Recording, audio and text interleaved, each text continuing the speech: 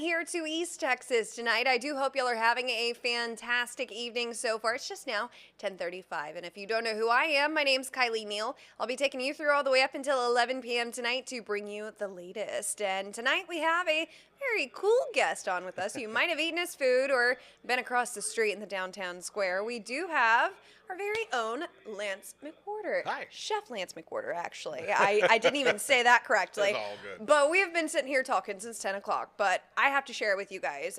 Tonight on East Texas Tonight, we're getting to know a chef whose story is as unique as the food that he creates. So welcome in. Thank you so much. It's an honor to be here. Oh, I'm so excited. Okay, so we are going to just dive right into it because I want to know so much about, not only just culture, but I want to know about like food, how you get your ideas, like so many things. But you're also the executive chef and owner of the Plaid Rabbit Social Club and the Speakeasy. Right. And I have to say, there's some pretty good stuff over there, guys. Y'all should probably go try it. And that's just my opinion. It's really, really, really cool. But for viewers who may not know you yet, tell us a little bit about yourself. Yeah, well, Lance McWhorter, as you said, chef, veteran, disabled veteran. Been cooking across the square for almost 7 years now. I can't believe that it's been that long. 5 years of Culture ETX and now about a year and a half of Heritage East. And then the Plaid Rabbit Speakeasy. Restaurant has been an absolute blast. We're happy to be getting towards the tail end of this construction. It's going to be absolutely beautiful. Plaid Rabbit is churning along, making those drinks, shaking cocktails. We just got word that we were named one of the top, I want to say it's one of the top 100 or top something bars. You're almost in number the country. one. You're right there. You're right there. I see it. And we got that going for us, but no, it's just been a blast. That's awesome. Okay, so let's talk a little bit about a background that you Okay. have. You've lived an incredibly unique life so Right, far, right. serving both the U.S. Army and Navy, working as a firefighter and EMT, and then even serving overseas as a security contractor. Is that right? Yeah, high threat security contractor. Well, how Yeah. did all those experiences make you who you are today? Well, I mean, boy, God. That's a deep question. Yeah, guys. I mean, that's like, we only got 20 minutes, 30 minutes. No, it's, I had kind of a troubled childhood. Things were never a thing with the family, so I was moving around a lot and house hopping, and the military wasn't out, for a troubled teenager. So Army first, did a kick in that. Then did a kick in the Navy after that, just because it seemed like a cool thing to do at the time, travel around, see the world, which I did, but I mean, that really kind of changed me formatively, really just kind of helped me grow up a lot, because I didn't have that opportunity to grow up when I was a kid, bet. but and then, when I got out of the military, it was kind of, you get back home and you go to the workforce services like we have here, and they're like, well, what'd you do? It's like, well, you carried heavy stuff, and that's about it. They're like, well, you can be a cop or you can be a fireman. Mm-hmm. I was like, nobody's happy to see a cop. Everybody's happy to see a fireman. Well, sometimes, so I guess in some cases you can be happy to see a cop. For sure. Yeah. No, that's just. But it's just kind of thought of the vibe of the whole thing, and I was like, firefighting would be cool. In the Navy, you're trained as a firefighter. It's like a big part of your job. Yeah. So, I was just like, So I just tested out, and it's an extremely competitive hiring process to get on a big city department. But made it on second class in the hiring list, and graduated and went a firefighting, and then got hurt and busted my back up pretty bad. I was like 30, 31, and was forced to retire. So. Okay. That's the start of it. So at what point did you decide, like, cooking's my calling? Because I gotta say, guys, it's phenomenal, okay? So at what point did you just, like, flip the chapter and you were like, I'm gonna do this now? Yeah, I always cooked, and traveling around the world like I did, I was exposed to so many cuisines and just so many different people, and I kind of did the Bourdain thing before Bourdain was a thing, and just kind of, I would always go to those places to where nobody spoke English. I'd always find the not tourist areas and go eat there, so always loved food. When I was in the Navy, my home port was in Honolulu, Hawaii, in Pearl Harbor. Wow. So the food out there was just insanely good. So it's always cooking, always eating. And then the fire department is honestly, that's where I found my true joy of just cooking for others. It's like firefighters are famous for it. You always see us at the grocery store, four dudes pushing around a shopping cart, So Okay, that's kind of funny. Yeah, That's but kind of funny. I don't think I've ever seen it, but it is kind of funny. It's leaving your basket and running out because your alarm you got to call. Firefighters are really well known. They have like kitchens in the fire stations. We live there 24 hours a day. Mm-hmm. So as an early probationary firefighter, you don't have a set station. You just rove around and fill gaps. And I found out that I was getting requested by the senior stations while I was roving to go there because they heard I was a really good cook. So that was kind of my first kind of win, at cooking. It was almost kind of like a calling. Yeah, almost kind of like a kinda, calling. yeah. But I guess it's more of when somebody shows like the appreciation for something that you have the talent for. It's almost just like, oh my gosh, maybe I am good. Maybe it's really I can rewarding. cook this pretty good, right? And that's just kind of what sparked it, And after I got hurt, it's like I thought about, I thought about going to culinary school. Mm-hmm. I went and I interviewed through, I think it was Cordon Bleu, or one of those schools. And, I wound up not taking it at the time, just kind of took a little break in life and toured around and played some music and, played guitar in a couple of bands out in California. And then, Were you good at playing guitar? Yeah, I play guitar, I play bass, I play drums. Oh, that's awesome. It's fun. You can find videos out there online. Oh, gosh. That freaks people out when they see those pictures. Yeah, it's like Are they bad? No, it's just like this. Like I was in like this crazy like industrial like metal band, So it's like electronic metal, and it was pretty popular band. I feel like you're having flashbacks in your head right now. Well, I mean, we're playing the Roxy, the Whiskey, like these famous places, and touring around on the Jägermeister music tour, and so I did. I always thought I can always go to culinary school. Yeah. But I'm not going to have a chance to get like an indie record deal and like go on tour, So I did that, It's like, so that got put on hold for a little bit, came back and wound up getting the opportunity to get back into kind of the military-esque kind of thing.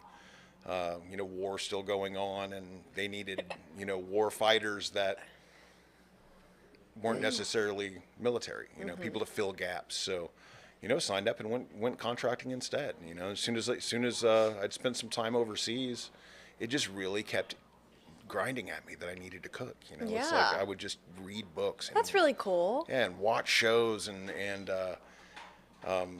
just I knew that's what I wanted to do. So one day, I think I was 39 years old, 40, 2012, 2013, and came home and took a huge pay cut, a stupid pay cut. I should have never done that. It was a lot of money.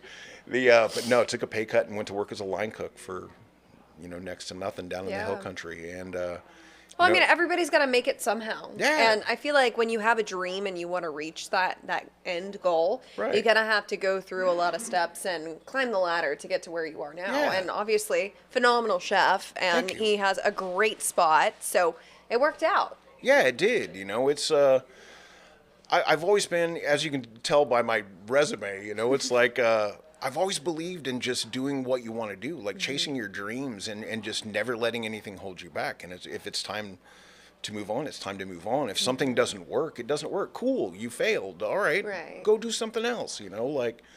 So it's like kind of been this endless cycle of just reinvention and just trying something else. And this one stuck. It's like I got in and was pretty good at it and just grew, and I went and I worked really hard and kept up with a 22, 25, 28-year-old, formally trained crazy chefs, and then wound up working my way into working for some legendary chefs, up in Dallas. Oh my gosh. Okay. And we got to get into the point where you returned home to Tyler.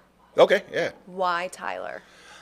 Good question. I said I started cooking down in the hill country, and I made it. I progressed pretty fast because it's the military. You've got that leadership. I've had years of experience on people, and I could read a P&L. I could read a balance sheet. I could I understood numbers and could lead people. And so I got a job fairly early on as the executive chef of a restaurant out in Jefferson, which is a place that I loved, right? I love East Texas. All my family's from Athens. It's both sides, and it's a wonderful, wonderful area. So I kind of knew I always wanted to land here. But, the partnership didn't work out up there, which is a good thing because then I went to work for those really crazy killer chefs in Dallas. But my sole goal was I want to open my own restaurant. Yeah. So I did not have the money or the connections to do that in Dallas. We kind of wanted to just start in a smaller, like, secondary city, and kind of just bring it back to the roots of what I knew as a kid, and that was East Texas. So we just really started looking around at towns. First place I looked was Jefferson. Jefferson, I didn't think was really that financially viable then. Well, Tyler at the time was still like growing. Yeah, and for sure. We're still growing today. But Yeah, but at there that was point, there next was to nothing. Yeah, Or the oil palace was still booming here. Right, yeah. But I mean, it's just Tyler just came on. I want to say it was Michael out at Keepersall. He'd invited me out to visit the kitchen and potentially do like a guest chef thing or a collaborative effort out there. And he was telling me about Tyler and about how it's changed and how it's grown and how he thinks the vision for it moving forward is just growth, And I mean, so we moved here early 2019. So, 6 months after we moved here, the restaurant was open. And, okay. But Tyler is just, I could see the vision. Oh, yeah. Downtown just pulled me right in. Yeah. I've had people, want to invest in me opening up down south or somewhere around, but I always had my heart on downtown. Yeah. Well, I mean, downtown Tyler is changing still Yeah. today. Oh, yeah. And we're getting somewhere. It's been 8 months, Yeah. right? You're ready for that next chapter? Absolutely. It's the downtown construction, it's been a lot, but, it was just when that consent decree work backed us up and cut us off on the south end. That's when it got really difficult. But tonight was a good night, though. Oh, yeah, absolutely. Yeah, the weekends have been steady through it. That's good. That's, I'm kind of lucky to be like a destination kind of place. So it seems like people will go out of their way to come down there and eat, and I appreciate it so much. Well, let's talk about the history behind the destination. Like, we're kind of getting into a little bit of the history here. Yeah. You said it's your goal to tell the story of East Texas cuisine. Yeah. What does that look like on a plate to you? Man, it is. Now I'm like, teach me the recipe. Yeah, well, I mean, it's really it's ingredient driven, and it's thinking of things that my mama cooked or my granny Winnie, and or my great grandmother in the little farmhouse down south of Athens, and it's the vegetables, it's the peas and the okra and the greens and the onions and just tomatoes and all these things that they grew and they cooked, and we'd had freezer bags and canned veggies for they were always pickling or canning or making whatever, so trying to take that cuisine and tie it into like kind of an elevated, kind of not necessarily, I don't think what I do is fine dining. It is kind of, but it's very laid back fine dining, but trying to elevate simple dishes. I think it was Paul Bocuse, a real famous French chef, who said that the most difficult thing in the world is to cook something simple well, and so I try and take that approach. I agree. Mac and cheese is not the best for me. Yeah, but there's ways. Watch the Mama Steph episode. Yeah, I know. If and you the guys mac haven't and cheese seen that the she East fed me Texas was really kitchen, good. I have to say, Mama Steph was she. And the ingredients are all there. It's just my Velveeta does not make it very far.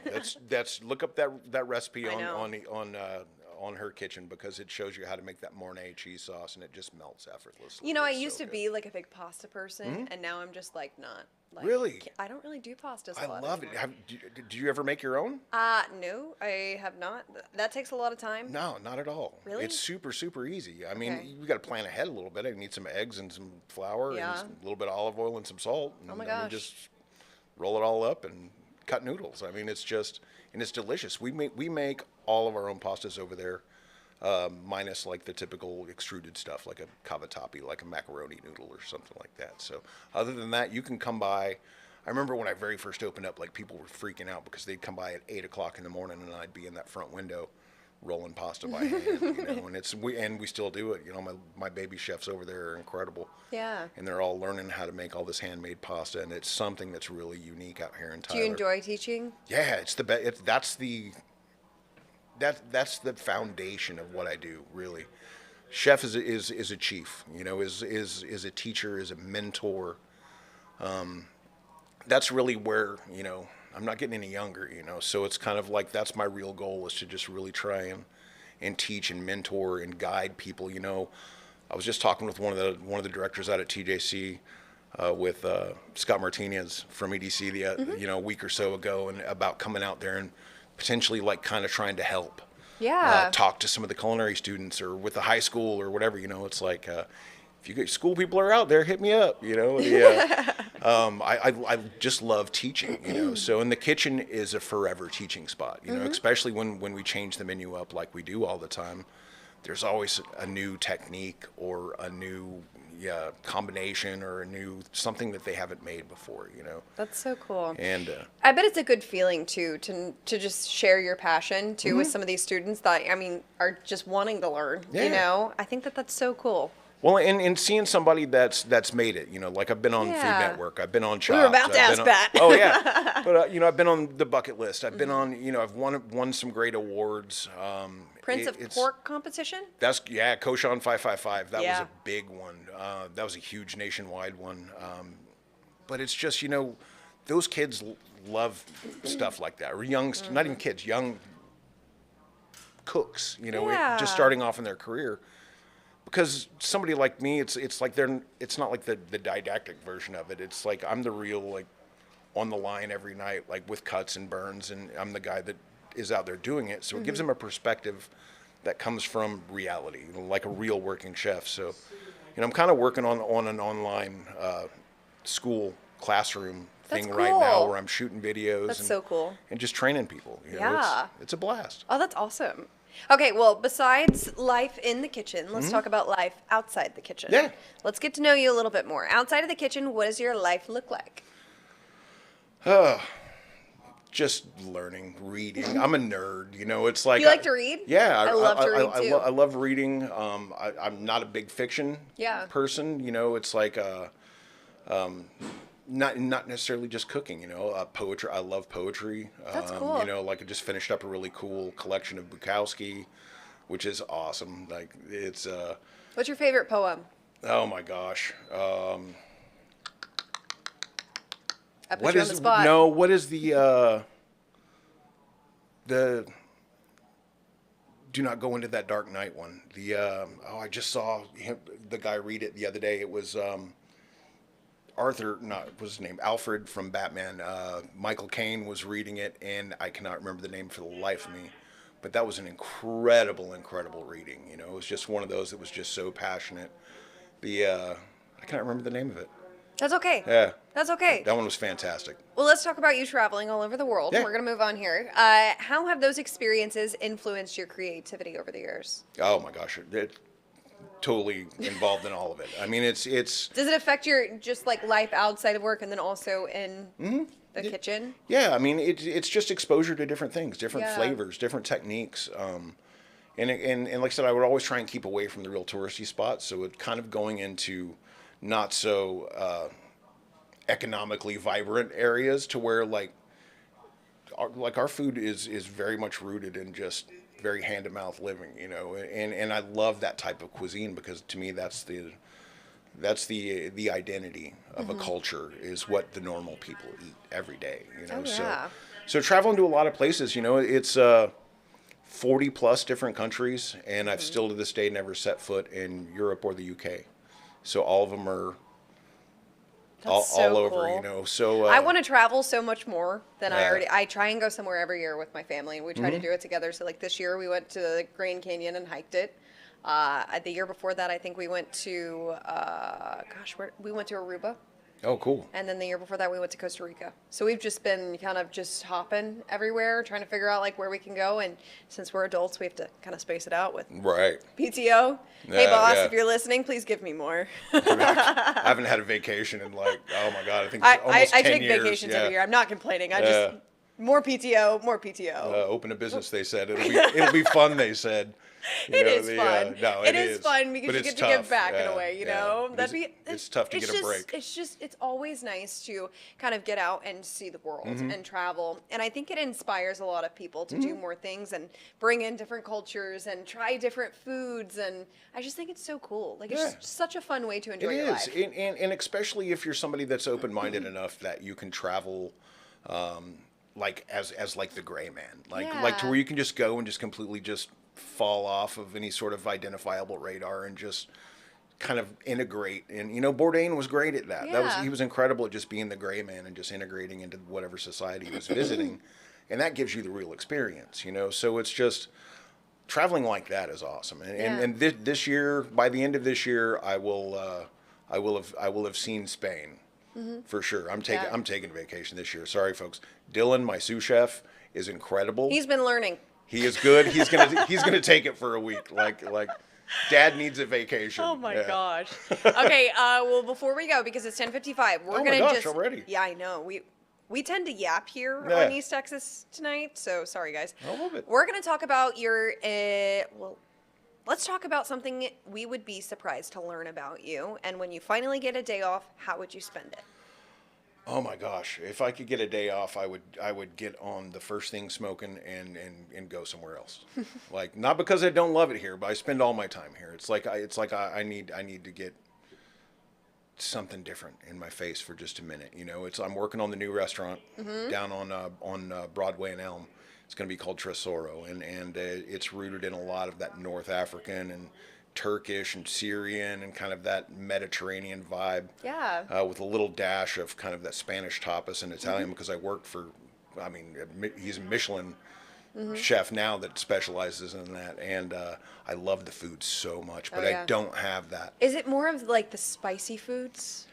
A lot of that, yeah. Like you get into that Middle Eastern edge of the Mediterranean, and like Turkey is like just incredible. make you sweat a little bit. Yes, it's the best, and it's just so flavorful too. And it's awesome, and I'm excited. It's going to be great. So, working towards that, I want to take that trip to where I can get a little dose of Spain and Italy.